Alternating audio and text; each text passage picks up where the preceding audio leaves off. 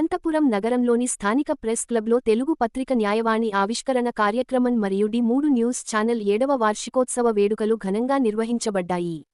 Retired judge Kishtappa ముఖ్య అతిథిగా హాజరుకాగా, ఏపీడబ్ల్యూజేయు రాష్ట్ర అధ్యక్షులు మచ్చా రామలింగారెడ్డి, ఆంధ్రప్రదేశ్ ముత్తవల్లిల సంఘం అధ్యక్షులు అల్-హజ్ కె.ఎం. షకీల్ షఫీ, సిపిఐ రాష్ట్ర కార్యదర్శి జాఫర్, డాక్టర్ అబ్దుల్ రజాక్ గఫూర్ తదితరులు పాల్గొన్నారు.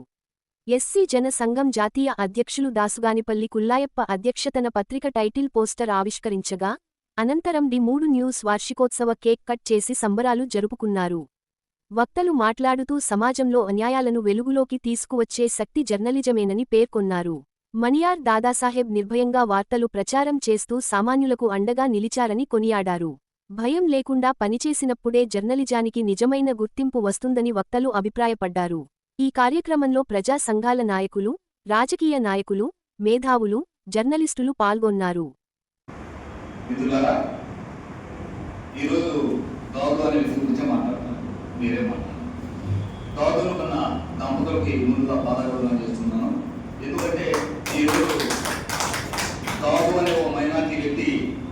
ఈ సమాజంలో ఈ కుట్రతంత్రాలు కలిగిన సమాజంలో ఈరోజు డి3 యూట్యూబ్ ఛానల్ నడుపుతున్నట్టు ఆశాకృష్ణ అంటే దాదుని చాలా వరకు పరిశీలిస్తున్నాను, నేను గమనిస్తున్నాను.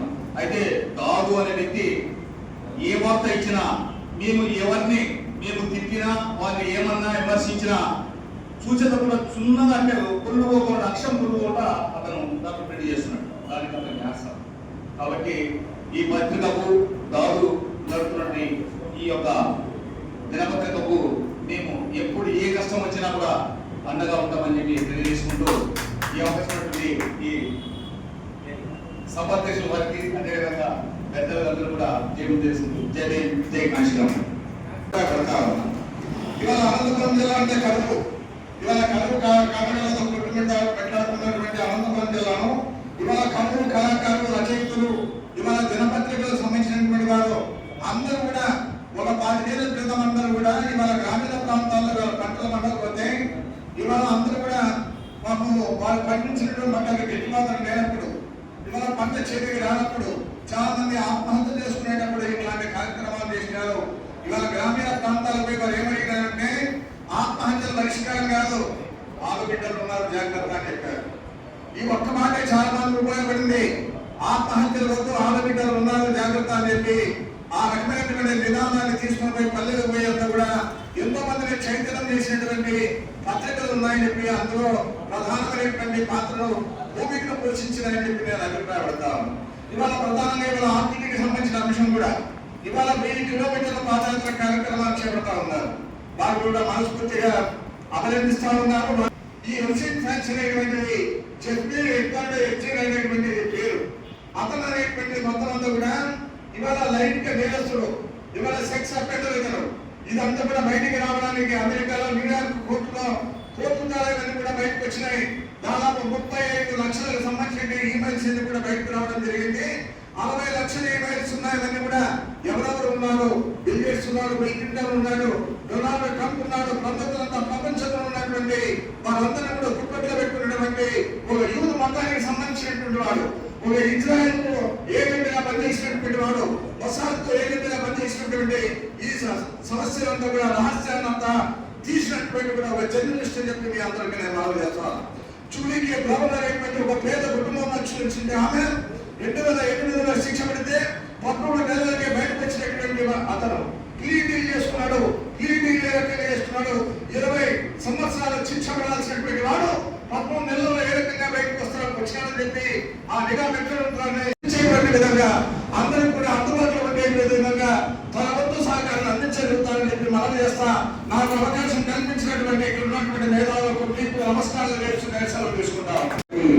ఒక మంచి పట్టుదల కృషితో న్యాయవాణి దినపత్రికను స్థాపించడం, అలాగే ఇప్పటికే 7 సంవత్సరాలుగా డి3 యూట్యూబ్ ఛానల్ నడపడం అనేది కూడా చాలా సంతోషం. మరి ఇప్పుడు ఈ కార్యక్రమంలో దాదు గారిని మనం చాలా గొప్పగా గౌరవిస్తూ మాట్లాడుకోవడం జరుగుతుంది. రేపటి నుంచి ఆయన చేసే పని ఏమంటే ఇక్కడికి వచ్చిన వాళ్ళందరి గురించి రాయడం, మరియు వాళ్ళు మాట్లాడే మాటలు కావచ్చు, వాళ్ళు చేసే పోరాటాలు కావచ్చు, ప్రజల్లోకి తీసుకుపోవడం అనేది ఎక్కువగా అతనికి బాధ్యత కల్పించడం అవుతుంది. అంటే ఒక్కరోజు మనం ఆయన గురించి మాట్లాడతాం, ఆయన నిరంతరం మన గురించి తెలియజేయడం ఆయన బాధ్యతగా ఒక మూల కిరీటంగా అనేది అతను తెలిసినప్పటికీ అటువంటి ఆశయాన్ని ఆలోచనని నెత్తిన పెట్టుకుని ఈ న్యాయవాణి పత్రిక నడపడంలో కానీ D3 యూట్యూబ్ ఛానల్ని ముందుకు తీసుకోవడంలోని చాలా కష్టపడుతుంటారు. మరి అటువంటి వారికి మనం అన్ని విధాలుగా ప్రోత్సహించాలి, గౌరవించాలి, గుర్తించాలని చెప్పేసి ఈ 7వ వార్షికోత్సవం సందర్భంగా మీ అందరికీ తెలియజేసుకుంటూ, ఏది ఏమైనప్పటికీ బహుజనుల్లో కానీ లేదా మిగతా సామాజిక వర్గాల్లో కానీ ఈ రకమైనటువంటి ఆలోచనలు రావడం కూడా శుభ పరిణామం. ఇప్పటి వరకు మీడియా అనేది కొందరికే పరిమితం.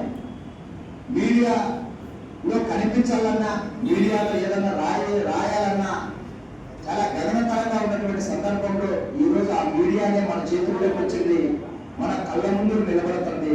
ఇది ఒక గొప్ప అవకాశం, ఇది ఒక మార్పు. మరి ఈ మార్పు దిశ మరింత ముందుకు తీసుకుపోవాల్సిన ఆవశ్యకత మన మీద ఉంది. అంటే అది దాదు లాంటి వారిని ప్రోత్సహించడమే అని చెప్పేసి ఈ సందర్భంగా తెలియజేసుకుంటూ, ఏది ఏమైనప్పటికీ ఈ న్యాయవాణి దినపత్రిక కానీ D3 యూట్యూబ్ ఛానల్ కానీ మరింత ఉన్నత స్థాయికి ఎదగాలి, మనం కూడా ఎదగడానికి సహకరించాలని చెప్పేసి మనస్ఫూర్తిగా కోరుకుంటూ ఈ అవకాశం ఇచ్చినటువంటి అధ్యక్షుల వారికి మరోసారి జైలు తెలియజేసుకుంటూ సెలవు తీసుకుంటున్నాం. జైలు అధ్యక్షుల వారికి, వేదిక పెద్దలందరికీ, మరి ఇక్కడ వచ్చేసినటువంటి ప్రజా సంఘ నాయకులు అందరికీ పేరు ప్రత్యేక ధన్యవాదాలు. ముఖ్యంగా ఈరోజు దినపత్రిక ఆవిష్కరణ, న్యాయవాణి దినపత్రిక ఆవిష్కరణ నిజంగా చాలా సంతోషం. ఇది D3 కాకుండా NJ3 ఛానల్ ఇది. ఎందుకంటే చాలా మందికి గుడ్డగా ఊరు పిలిచినట్టు స్టార్టింగ్లో, అందులో కాదు సామాన్యుడు కాదు. నేను మొదటి నుంచి అంటున్నా, ఏదైనా ఒక న్యూస్ పెడితే మటుకు వెంటనే రిప్లై టగటగట కొట్టేసి పంపించేస్తాను. నేనే ఆశ్చర్యపోయాను, నువ్వు సామాన్యుడు సంబంధించి చాలా ఎడ్యుకేటే పొజిషన్లో ఉంటున్నావు అని చెప్పేసి ఆ రోజులు అన్నాము. ఇప్పుడు కూడా చెప్తాను, రాబోయే రోజుల్లో ఇంకా పెద్ద ఎత్తున పత్రిక నడపాలని కోరుతూ, ప్రజా సమస్యలు ఇప్పుడు చాలా సమస్యలు ఉన్నాయి. మన 3 పత్రికలు, మెయిన్ పత్రికలు ఉన్నాయి. ఒక పేర్లు అవి మన పేరు ప్రజలు కంటే ఏదైనా సమస్య వస్తే దాంట్లో మన ఫోటో కాదు కదా, మన రాత కూడా రాదు దాంట్లో. అందుకోసము ఈరోజు ఈ స్థాయికి చిన్న పత్రికలు ముందుకు వచ్చిన విధంగా చేసినటువంటి మన అంకుశం పత్రిక ఆయన యజమాని, ఆయనకు కూడా ప్రత్యేక ధర తెలుపుకుంటూ, ప్రజా సంఘాల నాయకులు ఈరోజు ఏ సమస్య మీద పోరాడిన వెంటనే ఈ చిన్న యూట్యూబ్ ఛానల్ కానీ పత్రికలు కానీ బాగా అధికారులకు తెలిసే విధంగా, నాకు తెలిసే విధంగా చేస్తున్నారు. వీరందరికీ కూడా మేము ప్రత్యేక ధన్యవాదాలు తెలుపుకుంటూ, రాబోయే రోజు మా వంతు వరకు అయ్యే మార్గం ఉంది, పూర్తి మద్దతు ఉంటుంది. మేము కూడా సమస్యల మీద పోరాటాలు కొనసాగి నాయకులుగా తయారవుతున్నారు. దయచేసి ఉద్యమాలను కూడా మనకి కాపాడే వాళ్ళు ఒక ఉద్యమ నాయకులు మాత్రమే.